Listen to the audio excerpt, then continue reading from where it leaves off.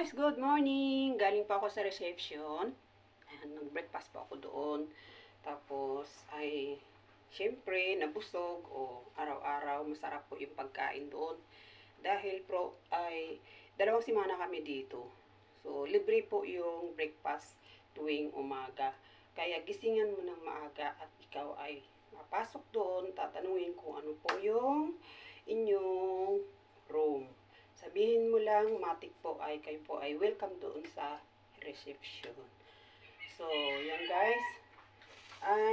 Dito na ako sa bahay ko. So, pagtapos na nag-breakfast ako mga guys, shout out po sa inyo. Ano ba ngayon? Monday, diba? So, happy Monday everyone muna ngayon. So, guys, ngayon, nasa bahay na ako ngayon, nasa Bella 15 po kami ngayon. So, tinatawag na Bella sa hotel ay up and down. Ibig sabihin na Bella is malaki po ang hotel na tinitirahan namin. So, ang tawag po yan is Bella. Bella anong number? So, ganun. So, ngayon, dito kami lagi. Every year, nandito kami lagi. So, okay na namin itong Mobin Peak. Ayan. So, guys, ngayon ay nag-ready na ako ng slice ng vegetable salad para mamaya sa lunch nila. Ayan guys. Kasi kahapon nag-market yung aking queen. Nilipat ko lang dito para naman yung paglagyan natin sa refrigerator ay ayan, maganda ang kanyang lalagyan. Ayan, from Talabat na yung pambalot. So, ngayon mag-slice ako ng vegetable ngayon para sa lunch. I-ready ko lang yung mga misa. Lalagyan ko na ng mga tubig, plato, kutsara, tinitor, mga spoon. Mga kailangan nila lahat-lahat sa harap. Kailangan na sa harap na ng misa. So, ngayon, maghiwa ako. Ang hiwain ko lang na mga gulay guys. Parang maubos na ang lettuce, lagi maubos ang lettuce dito. Wala nang lettuce, ubos na. So ngayon, ang idea ko ngayon para sa pag-slice ng vegetable salad ay kukuha ako ng isang balot na bakdonis. At maglalagay ako mix ng fresh na mint. Na vegetable po yan siya, yung mint. Ayan, kukuha po ako ng ayan, yung panggupit para sa gulay, scissor, at saka yung moving po sa skin ng mga cucumber, at isang knife. So, hinahanap ko pa yung cutting board namin na dinala. Kung hindi ko po makita yung cutting board namin, so yung cutting board po ng Bella ang gagamitin ko. So, guys, ito yung sinasabi ko na mint. Yan, mint po, ayan. Ayan, fresh na gulay po ito siya. So, maglagay po ako ng mga 3 pirasong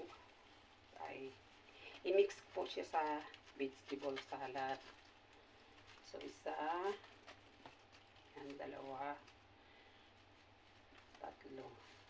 Yan. Kasi sayang nito guys, magdadry lang at ka-garbage na naman nila. So, hihiwain na natin at gawin natin gulay yan para naman masakop sila. At mahiwa natin dito. Kasi sayang naman na tapon lang natin na hindi naman lang na ilagay sa mesa.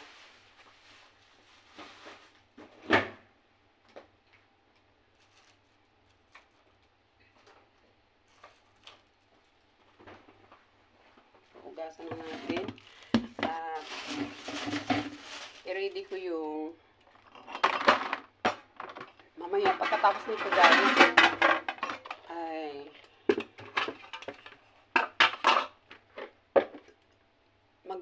ready na rin ako ng chai gawa para mamaya sa afternoon.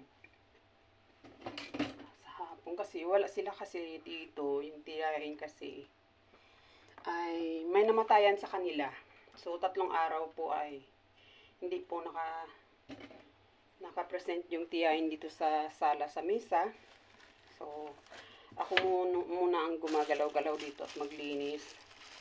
At pagdating nila mamayang gabi ay lahat po kompleto, nagawa ko na po ang lahat. So, paalam naman yung tiyahin sa akin na mamaya pupunta daw siya balik doon sa may family side nila na mayroon pong namatayan. So, kaya baka bukas hindi na siya makakaalis, lagi na siya dito. So, makasabay ko na siyang kumain sa reception kasi 2 araw na hindi ko siya nakasama, kaya ayun po ang nangyari sa kanila.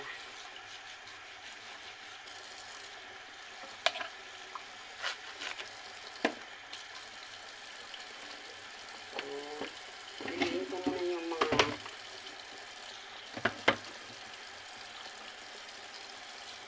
kasi sayang lang guys. Ayan yung mga pressed bell pepper, green, yellow, orange, at saka yung red. Wala kasi space.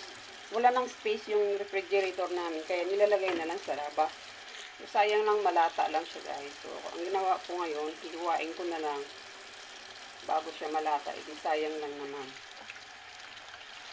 Hanggat siya ay fresh pa. So, yung iba tinapon ko kasi lata na po siya kasi nasa labas lang. Wala na kasing space yung aming refrigerator. Sa sobrang dami po ng pagkain na dala namin.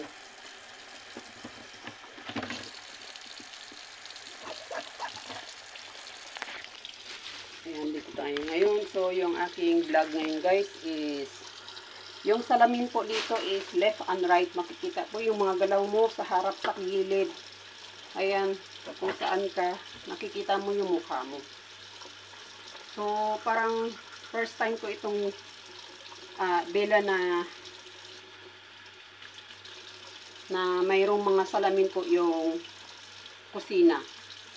Kasi karamihan po pag dito kami po sa may bela ay wala pong salamin yung kusina. So, ngayon ko lang po nakita na yung mga sa harap dito may mga salamin talaga yung list. Kaliwat kanan. Pati kusina may salamin. Kaya kung maghiwa-hiwa ka o patakilid, makikita mo talaga yung galaw mo.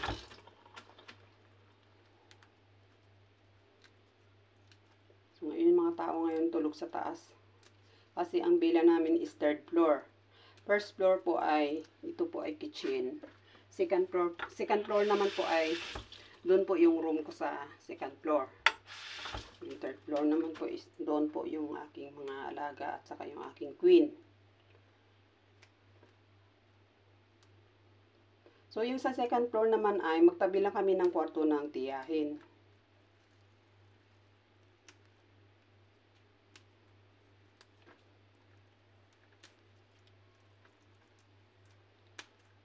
So, hugasan ko lang muna ang gulay at saka i-dry natin, saka natin hihiwain.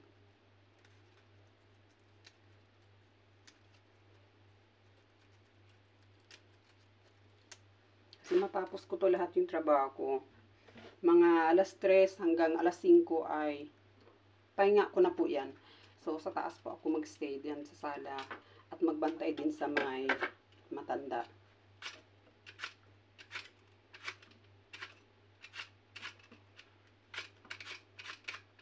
Kasi minsan si sister ay pupunta sa ilalim ng kusina. So, nandun po ako nagsasab po bantay po sa matanda. Matanda kasi is panay po tawag, paulit-ulit po yung salita niya. Kaya, ikaw na lang mag-intindi sa matanda kasi sila po ay bumabalik po ang isip nila sa bata. So guys, kahapon po 1 buwan na po yung aking operation po sa aking eyelid po ng aking lower dito sa aking mata. Kahapon po 24, ngayon is 25.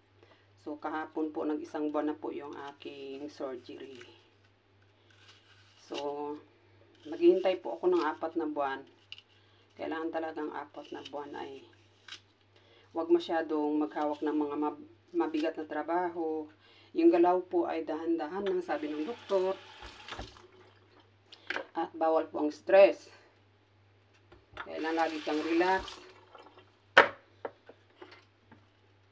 At gusto ko naman laging gusto kong laging nakatawa kasi ako pala tao talaga ako guys. Pag ako po magtawa po, wagas po talaga. So, parang lahat po, pati kapitbahay, maririnig po yung boses ko. Eh, ngayon hindi pwede. Control mo na. Ngayon, ang aking pagtawa ko sa aking boses. Kasi pagkasama ko yung mga kaibigan ko guys, wagas talaga guys. Sobrang ingay ko talaga. Kasi ayoko naman kasing may stress. Gusto ko yung laging masaya guys. So, isipin mo lang yung mga problema mo. Wala, baliw ka talaga. Yung kinakausap mo na siguro sarili mo. Sino ba yung kinakausap mo? Wala. So, yan. Ito ngayon, kinakausap ko yung sarili ko. Harap ko kayo guys. Shout out po sa inyong lahat. O, diba guys? Kumikita po yan. Kahit kinakausap ko yung sarili ko. Pero kumikita po yan. Diba? So, shout out po dyan sa mga ka-GC ko. Hello po sa inyong lahat. Good morning po sa mga ano dyan. Sa mga ka-admin ko. Hello po sa mga founder. Good morning po. Ayan. So, nandito po kami ngayon sa Movenpick. So, malapit na po yung bukas ng eskwelahan dito. Kaya, ngayon ay summer. Ay, ligo-ligo muna daw sila.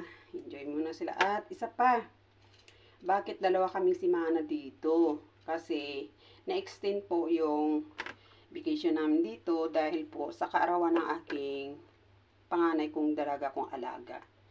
So, malapit na po yung birthday niya. Birthday niya po is September 4. Kaya talagang sulit yung aming vacation guys. So, every year ay lagi po kami sa last other month before ata sa Alcott po kami. Alcott Hotel po kami. So, ngayon dito naman kami sa may Movenpick. So, na-miss namin yung pinaka-the best din na beach hotel. Yung Jumeirah. Ayan. Sobrang ganda din yung Jumeirah. Ang ganda din ng view. Super. So, nami-miss namin yan kasi parang may something daw ata noon na hindi pag-usapan yung manager ata ba yun, parang hindi sila nagkasundo nitong aking tiyahin sa pag-booking, kaya umatras po sila at naghanap po na ito, nag-isukin na namin yung Movenpick.